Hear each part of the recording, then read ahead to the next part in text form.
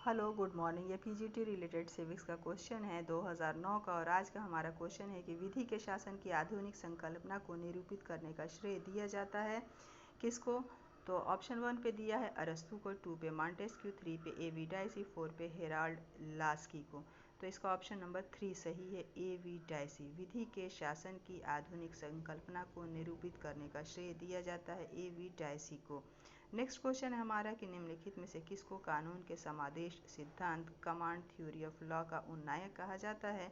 जर्मी Bentham को, बोंदा को, John Austin को, एवी डाइसी को। तो इसका ऑप्शन नंबर 3 सही है, जॉन ऑस्टिन को। जॉन ऑस्टिन ने अपनी पुस्तक लेक्चर्स ऑन द जूरिस्प्रूडेंस के अंतर्गत संप्रभुता की एकल धारणा को प्रस्तुत किया। उसने सकारात्मक कानून की अवधारणा को प्रस्तुत किया है जिसे वह कानून का समादेश की संज्ञा देता है।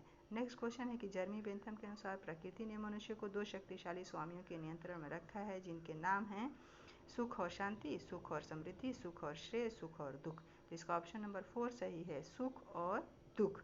जर्मी बेंथम के अनुसार प्रकृति ने मनुष्य को 2 शक्तिशाली स्वामियों के नियंत्रण में रखा है जिनके नाम हैं सुख और दुख। जर्मी बेंथम को उपयोगितावाद की संकल्पना का जनक माना जाता है। नेक्स्ट क्वेश्चन है हमारे कि कौटिल्य ने विदेश संबंधों के संचालन के लिए 6 प्रकार की नीतियों का उल्लेख किया है। उनमें यान का सही अर्थ है, यान का सही अर्थ क्या है। ऑप्शन 1 पे दिया है कि युद्ध घोषित करके आक्रमण की तैयारी की नीति, 2 पे दिया है युद्ध घोषित किए बिना आक्रमण की तैयारी की नीति, 3 पे पड़ोसी राज्य पर चढ़ाई कर देना और 4 पे शत्रु पर आक्रमण कर देना। तो इसका ऑप्शन नंबर 2 सही है कि यान का सही अर्थ है युद्ध घोषित किए बिना आक्रमण की तैयारी की नीति। कौटिल्य ने अर्थशास्त्र में युद्ध के संदर्भ में शांडुग्य नीति का प्रतिपादन किया है। यान जो है उसी शांडुग्य नीति में से एक है और इसका अर्थ है कि युद्ध घोषित किए बिना आक्रमण की तैयारी करना। नेक्स्ट क्वेश्चन है कि निम्न में से किसने भारत में दल विहीन लोकतंत्र का सुझाव दिया था। बी.आर. अम्बेडकर ने, जवाहरलाल नेहरू ने, जयप्रकाश नारायण ने, श्यामा प्रसाद मुखर्जी ने। तो इसका ऑप्शन नंबर 3 सही है, जयप्रकाश नारायण ने। जयप्रकाश नारायण ने भारतीय लोकतंत्र को दलतंत्र की संज्ञा दी है। दलों की अधिक सक्रियता का कारण भारतीय लोकतंत्रों अपने लक्ष्यों को प्राप्त करने में विफल रहा है, अतः उन्होंने लोकतंत्र को दोषों से दूर करने के लिए दल विहीन लोकतंत्र की संकल्पना प्रस्तुत की थी। नेक्स्ट क्वेश्चन है लोक युक्त की संकल्पना विकसित करने का श्रेय जाता है किसको। लेनिन को, रूसो को, ग्राम्स्की को, माओ से तुंग को। तो इसका ऑप्शन नंबर 4 सही है, माओ से तुंग को। लोक युक्त की संकल्पना विकसित करने का श्रेय जाता है माओ से तुंग को। नेक्स्ट क्वेश्चन है इतिहास कुलीन वर्गों का शमशान है। इतिहास कुलीन वर्गों का शमशान है, यह कथन किस विचारक का है।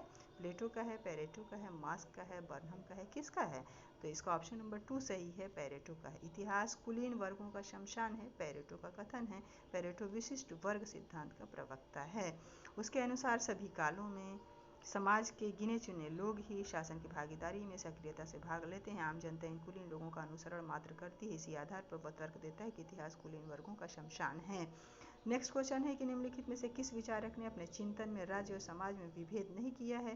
कांट ने, टी.एच. ग्रीन ने, हीगल ने, जॉन लॉक ने, किसने। तो इसका ऑप्शन नंबर 3 सही है, हीगल। जर्मन दार्शनिक हीगल ने राज्य और समाज को एक दूसरे का पूरक घोषित किया है। उसके अनुसार समाज राज्य का बाह्य ढांचा है, अतः समाज का अलग से कोई अस्तित्व नहीं है। नेक्स्ट क्वेश्चन है कि अमेरिकी संविधान द्वारा किसकी शक्तियां निश्चित कर दी गई हैं। संघ की, राज्यों की, संघ और राज्य दोनों की, या फिर किसी की भी नहीं। तो इसका ऑप्शन नंबर 1 सही है, संघ की। अमेरिकी संविधान संघ की आधारशिला पर निर्मित हुआ है। इसमें राज्य की शक्तियों तथा उनकी स्वायत्तता का विस्तार पूर्वक वर्णन किया गया है। अमेरिका संविधान में संघीय सरकार की शक्तियों को निश्चित कर दिया गया है तथा अन्य शक्तियां राज्यों को दे दी गई हैं। नेक्स्ट क्वेश्चन है कि यह अभिमत की प्रतिस्पर्धा, संघर्ष और शोषण पर आधारित भौतिक प्रगति समाज को अमानवीयकरण की ओर ले जाती है, किस विचारक से संबंधित है। कांट से, रूसो से, मार्क्स से, एरिक फ्रॉम से। तो इसका ऑप्शन नंबर 4 सही है, एरिक फ्रॉम से। कार्ल मार्क्स ने पूंजीवाद की आलोचना सिर्फ आर्थिक आधार पर ही नहीं की है। उसके अनुसार प्रतिस्पर्धा पर आधारित पूंजीवादी समाज उस भौतिक प्रगति को बढ़ावा देता है जो संघर्ष एवं शोषण पर आधारित है तथा अमानवीयकरण की ओर ले जाती है।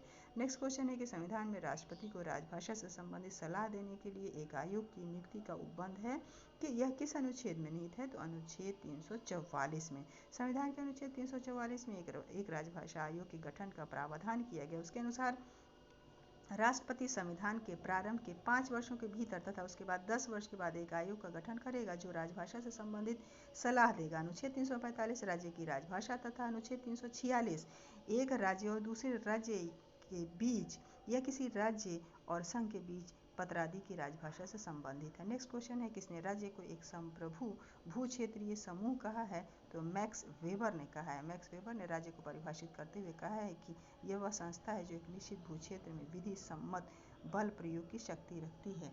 नेक्स्ट क्वेश्चन है हमारा कि सार्क संगठन का 15वां शिखर सम्मेलन अगस्त 2008 में कोलंबो में संपन्न हुआ। इसकी विषय वस्तु क्या थी? तो भागीदारी के माध्यम से विकास इसकी विषय वस्तु थी। नेक्स्ट क्वेश्चन है कि सर्वप्रथम किस मार्क्सवादी ने राष्ट्रवाद के अभिमत को स्वीकार किया था? तो स्टालिन ने। जोसेफ स्टालिन प्रथम ऐसे मार्क्सवादी विचारक था जिसने मार्क्सवादी सिद्धांतों में राष्ट्रवाद को अभिमत करने का प्रयास किया था। उसने अपनी पुस्तक प्रॉब्लम ऑफ लेनिनिज्म के अंतर्गत राष्ट्रवाद संबंधी विचार प्रस्तुत किए थे। नेक्स्ट क्वेश्चन है, भारतीय संविधान के अनुच्छेद 28 का संबंध है सरकारी शिक्षण संस्थाओं में धार्मिक शिक्षा का निषेध। भारतीय संविधान के अनुच्छेद 25 से 28 तक धार्मिक स्वतंत्रता से संबंधित उपबंधों का प्रावधान किया गया है। अनुच्छेद 28 के अनुसार यह उपबंध किया गया है कि सरकारी शिक्षण संस्थाओं में धार्मिक शिक्षा का निषेध किया गया है। नेक्स्ट क्वेश्चन है, विधानसभा में किसी दल के निर्वाचित सदस्यों के दल बदल पर निम्नलिखित में से किसने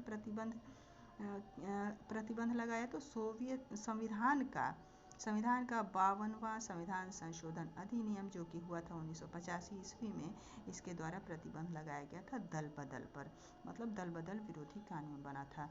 भारतीय लोकतंत्र वर्तमान में दल बदल जैसी राजनीतिक समस्या का सामना कर रहा है। दल बदल को रोकने के लिए राजीव गांधी के शासनकाल में 52वां संशोधन 1985 में प्रस्तुत किया गया जो दल बदल पर रोक लगाता है। तो आज के लिए बस इतना ही। Thank you.